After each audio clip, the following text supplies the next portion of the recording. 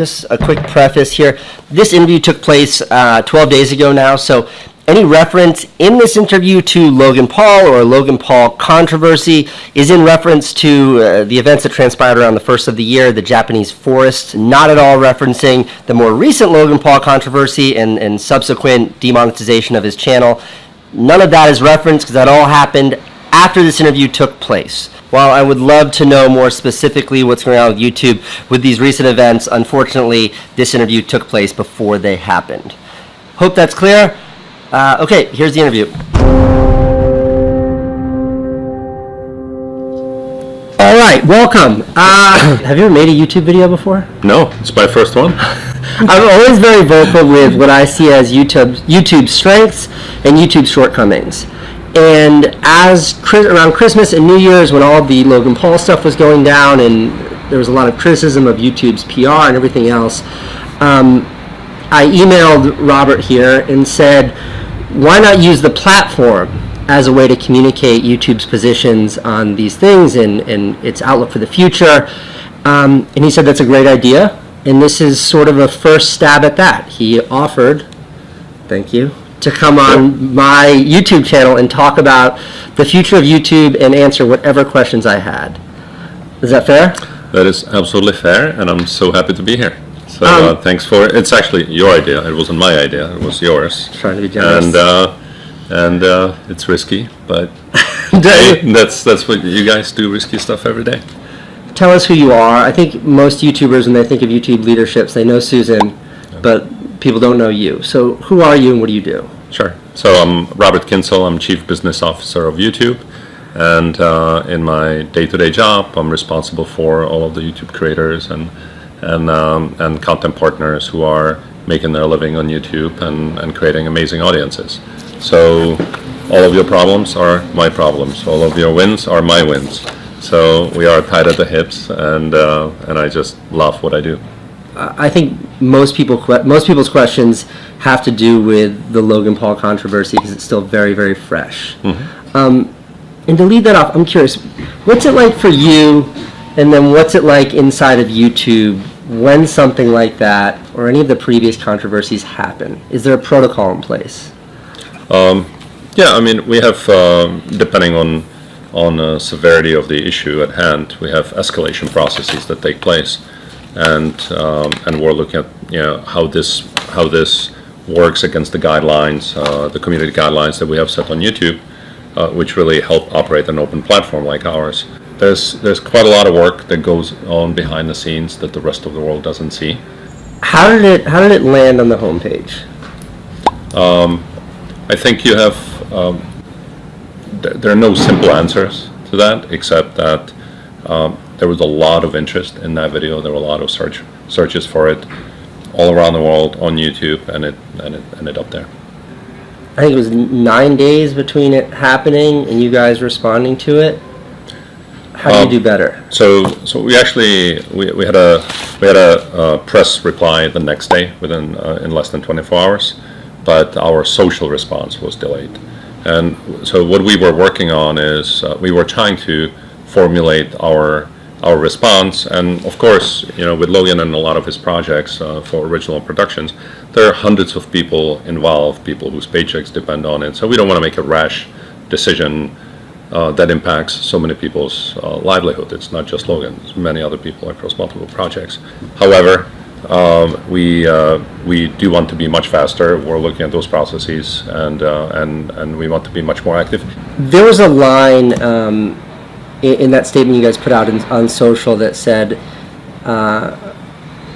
we'll have more to share soon on the steps we're taking to ensure a video like this is never circulated again. And I think that line, a video like this, had a lot of the community questioning what that means.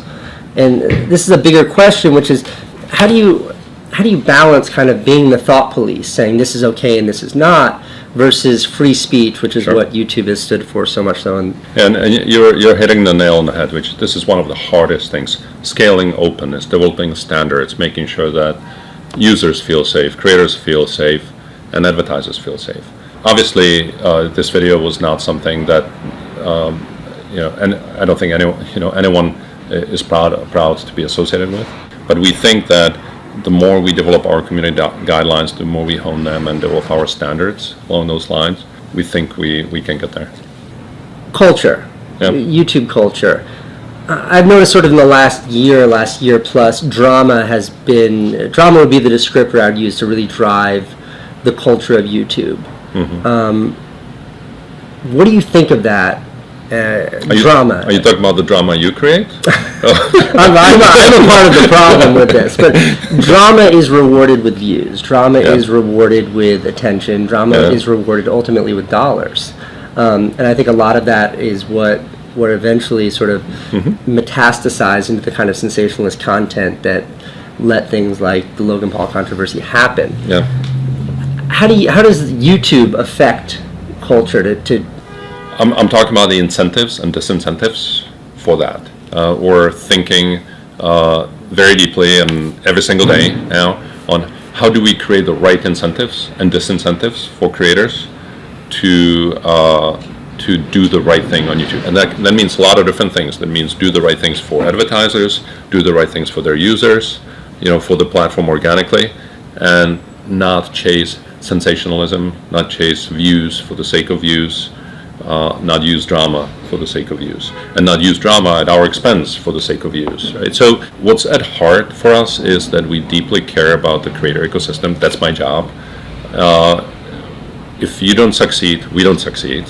What we want to make sure that creators who are making a living on YouTube feel safe doing so.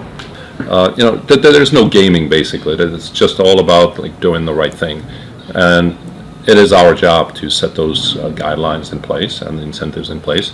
So we're working on that quite busily. What kind of creators would you like to see more of on the platform? Are you talking about me personally, or is to the bigger question of culture? Like, what would you love to see ultimately as kind of the defining creator movement on the platform, and how would YouTube foster the kind of relationships needed to enable? I personally like a lot of news-related content on YouTube. It just helps catch up on everything that's going on, and it has a different flair on YouTube. Educational content, but I don't mean the traditional educational sense. It's just that I've learned something new. My older daughter, who became vegan, and we didn't want them to become vegan, and then them, because it's a lot of work. and she found all the inspiration and all the arguments on how to argue and convince parents on YouTube. By the way, the one category I didn't mention is, and we would like more and more female creators on the platform. Right? Hear that? Big opportunities on the platform. It's a huge opportunity, huge. And so Elle Mills, have you discovered Elle Mills yet? And by the way, every time you tell me that, I remember the last time you said, "Oh, you gotta watch this guy, David Dobrik." This was like 3 years ago. It was like he's on the rise, and of course, David's a star. He's a star. So I know you have an eye for it. So I'll make sure to follow her. No, but that's another category that we're really focused on. What do we want to grow? We want everybody to grow, but what do we want to grow a little bit more that maybe is underserved, that maybe needs the extra push in terms of our attention, extra push in terms of marketing, content funding, whatever it is, and then we put somebody on it and say, build a plan. They build a plan, we approve the plan, and then they start executing against it. That's how the process with us works. So this is a big question I have, that I've always had, which is that in all my years in television, I never met a TV studio head who wasn't at one time a TV producer. In cinema, I've never met a movie studio head who didn't produce movies. But no one on the YouTube sort of senior executive leadership side has ever made a living as a creator. So how does Susan, how do the other leaders at YouTube empathize with the struggles of being a creator, having never been there yourself? So I might not have produced myself, but I'll just give you my little quick background. I started in the mailroom of a talent agency, working with writers, actors, directors, stapling their pictures and resumes and sending it to cast interviews, etc. Became an assistant, and just went to work for a movie production financing company. So made a lot of films, and then went to HBO and launch HBOs around the world, and eventually to Netflix, and then to YouTube. So I've been around content all of my professional career, and have learned it from inside out and every angle. So I'm deeply passionate about it. I live it, and that's both my professional and personal life. Now, when it comes to, but I have not been a YouTube creator myself.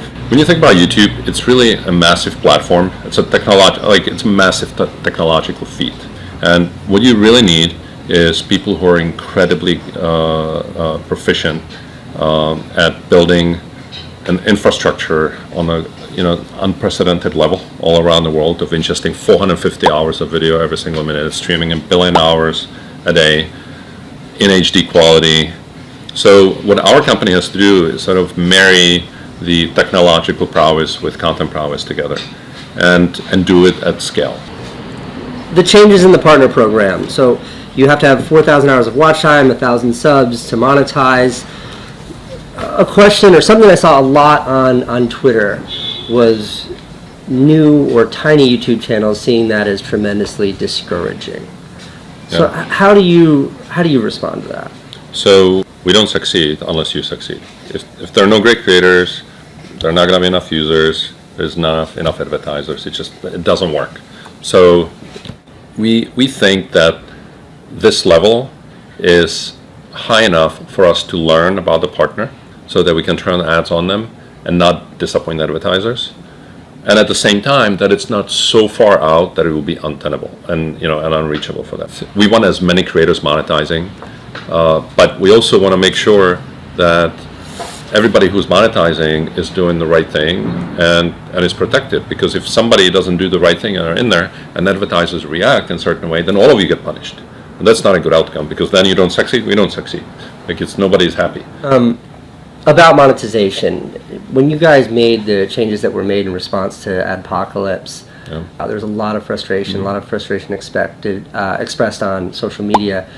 Did you guys see that outcry coming for the false positives? Did it catch you off guard? It was really, really hard, because you're just trying to stabilize the ecosystem that's moving around. So yes, we heard the outcry, of course, and I can tell you there's nothing more painful than hear from the advertisers their stories, and nothing more painful than hear from the creators. And you should know, both sides think that we favor the other. Both sides think, and so we clearly have work to do of the ecosystem. It does feel like at times that what creators want to make, what audiences want to see, doesn't always align, or doesn't align with what advertisers want to buy against. How do you rectify that? So, sometimes that happens, and it's really hard to tell an advertiser, look, you must buy this, right? Because they say, look, that's my brand, and I just don't want to.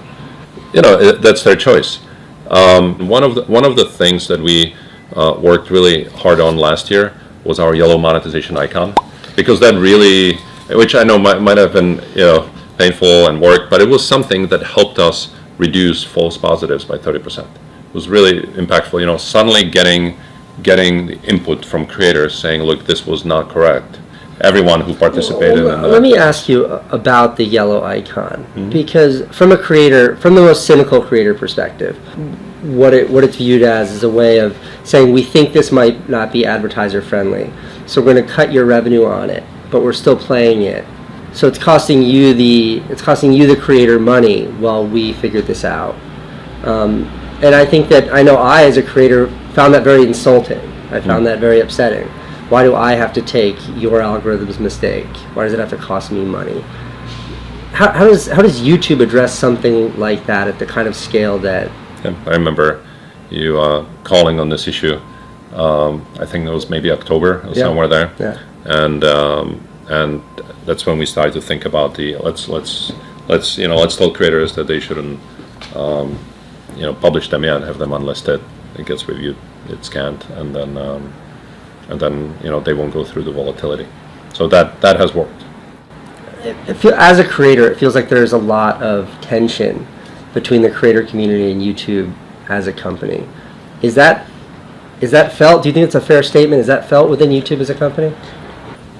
I wouldn't want to call it tension because it would imply that we're on opposite sides somehow, and we're not. Like we're on the same side. The thing that we have struggled with, and you've told that to me multiple times, is communication. And you should know that we try so hard to communicate with creators, and it's always so disheartening. But like we want the feedback to keep on coming, but it's disheartening to hear Sure. that it's not cutting through. But you should know that we don't see it as tension. We see it as if people are not happy, we have a problem. We're on the same side. We need to figure out how to fix it. Well, okay, let me end then with this and this question. This is more of a prompt than a question, but I think that YouTube's never been good at saying, here's what matters to us, here's what we stand for, and here's what to expect from us. So I invite you to now just kind of use this platform as a way to tell all of us creators in the community what matters to you, what do you stand for, and what is next for YouTube as a platform. Sure. So what we stand for is really 4 freedoms: freedom of opportunity, anybody to make a living on YouTube, bring revenue from the entire world, and there are many wonderful examples. Freedom of speech, as important as ever. Freedom of information, accessing it. I grew up in a communist country, in Czechoslovakia, behind the Iron Curtain. It's really important, the openness and freedom of speech and freedom of information is really important to me, and that is why I love what I do. And then the 4th one is freedom to belong. People creating communities on YouTube that they can feel like they can share a bit more with, that they may not have in person somewhere else, but on YouTube they do. So we have these 4 core freedoms that we truly care about. What is important to us is the success of our partners. The partners are creators and advertisers. So to us, what's most important is bringing these 2 communities together, advertisers and creators, and make sure that they all succeed. And if they do, we'll be fine. And everything that I say is like that, we're on your side. We mean it. We may not get it right, many times for one reason or another, but the intent is always good. The intent is always on your side. And so hopefully we can deliver more and more on that and truly make everybody even happier and more successful. Well, Robert, thank you for coming on, and I want to say that Robert did not ask me to do this, but I can't have you on, Robert, without plugging your book, Stream Punks. By reading this book, I get to understand how you think of YouTube, and that means a lot considering you're the one pulling all the strings. And then the second thing that I like the most, and I wish you had talked more about it, because I think it's just the first chapter of the preface or something, is when you talk about your upbringing in here, behind the Iron Curtain and not having any access to media at all. And the first movie that you ever saw was Terminator, but it was dubbed in Czech. Ne, nedělej to, prosím!